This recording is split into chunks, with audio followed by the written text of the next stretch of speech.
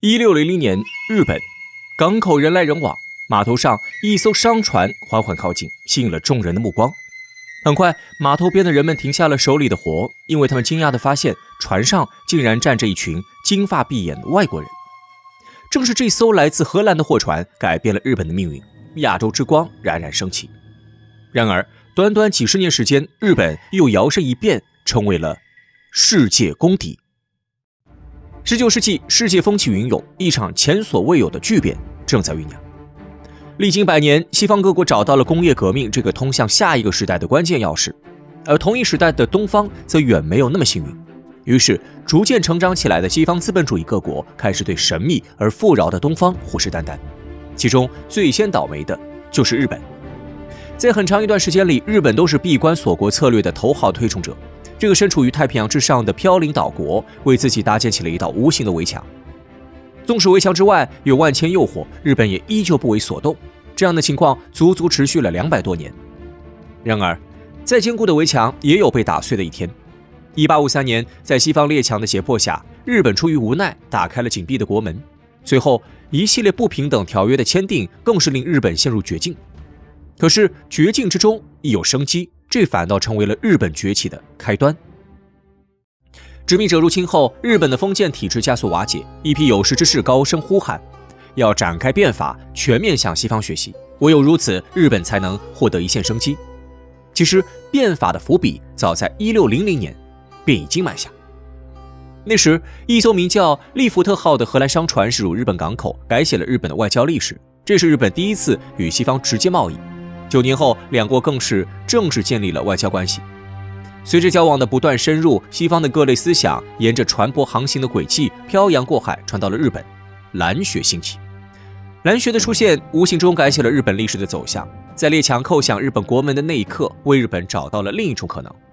恰逢此时，西方列强尚未进入成熟的帝国主义阶段，国内矛盾重重。美国忙于南北战争，英法联军则在中国肆虐，远在北方的沙俄也吹响了农奴制改革的号角。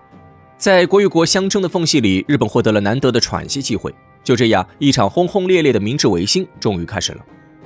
在幕府时期，日本仿照中国旧制，将社会分为严格的士农工商4个等级。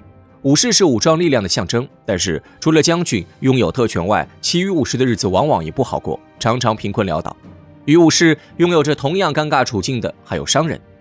资本主义的涌入令日本涌现出了一批富裕的商人，可是这些人空有钱财，却没有与之匹配的社会地位。于是这两拨人便成为了推动变法的关键力量。要知道，商人与武士之间往往有联姻关系，一个图名，一个图利，这令革新派的阵营越发稳固。加上又有天皇支持，1868年5条士文颁布，日本迈入了以资本主义振兴国家的道路。等级制度被废除，四民实现平等，国内行政区被再度划分，分散的权力逐渐集中起来，被中央牢牢攥在手里。最重要的是，日本的政体实现了根本性改变。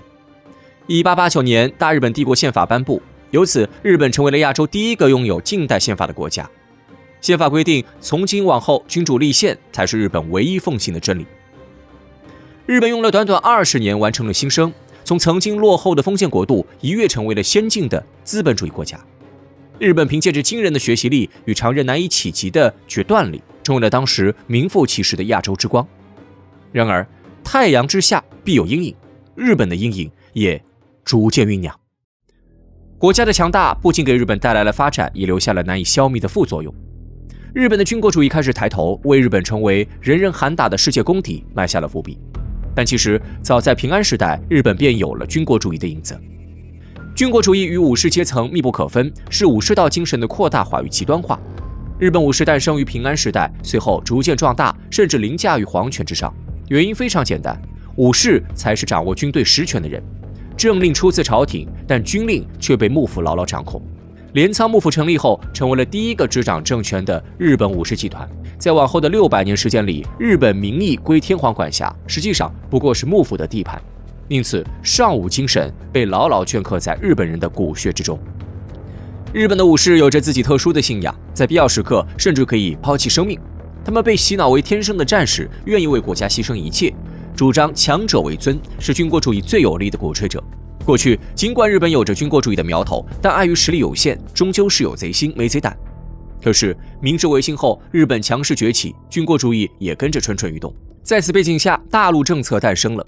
这项政策几乎是日本整个近代对外关系的神圣准则。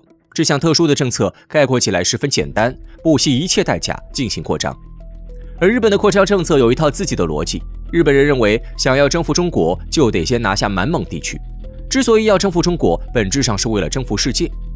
在国家高速发展的进程里，日本空前膨胀，认为小小的岛国已经不符合自己所谓的大国气质。身为岛国，日本始终没有安全感，因此日本需要陆地，面积越大越好。相邻的中国恰恰是日本的最好选择。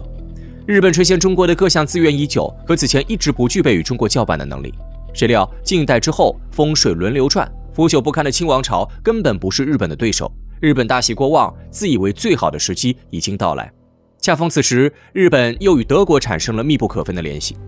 德国铁血宰相俾斯麦的一席话令日本人茅塞顿开。俾斯麦告知前来考察的岩仓使节团，弱肉强食是这世界不变的法则，所谓的万国公法不过是装点门面、欺凌弱小的工具。而一个国家想要独立生存，不仅得有钱，还要有兵。武力是解决所有问题的基础。就这样，在多重因素的影响下，日本的军国主义跨越时间的洪流，在近代横行。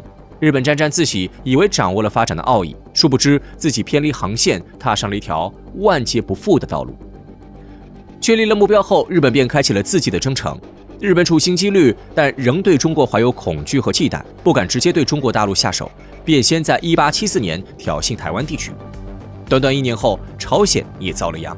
一份不平等的江华条约为日本的扩张大计注入了新鲜的血液。在这一时期，日本的狼子野心已经昭然若揭。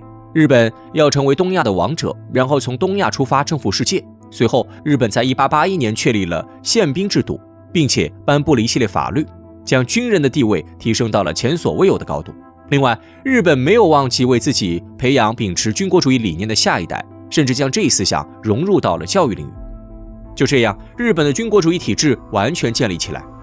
这不仅是政治上的核心，更是经济的倾斜与文化的认同。整个日本如同着魔一般，发誓要将扩张进行到底。在他们看来，已经是万事俱备，只欠东风。于是，日本对中国的侵略正式开始。一场甲午战争不仅打掉了北洋水师的锐气，也令日本举国上下欢欣鼓舞，信心爆棚。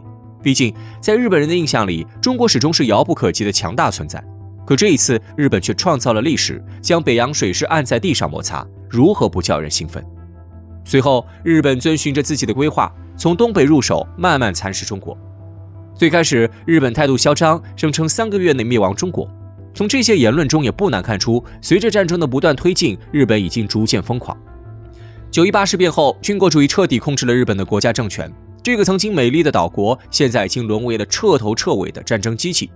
军国主义的战车妄图以东北为起点，碾压过整个中华大地。但俗话说得好，欲使其灭亡，必使其疯狂。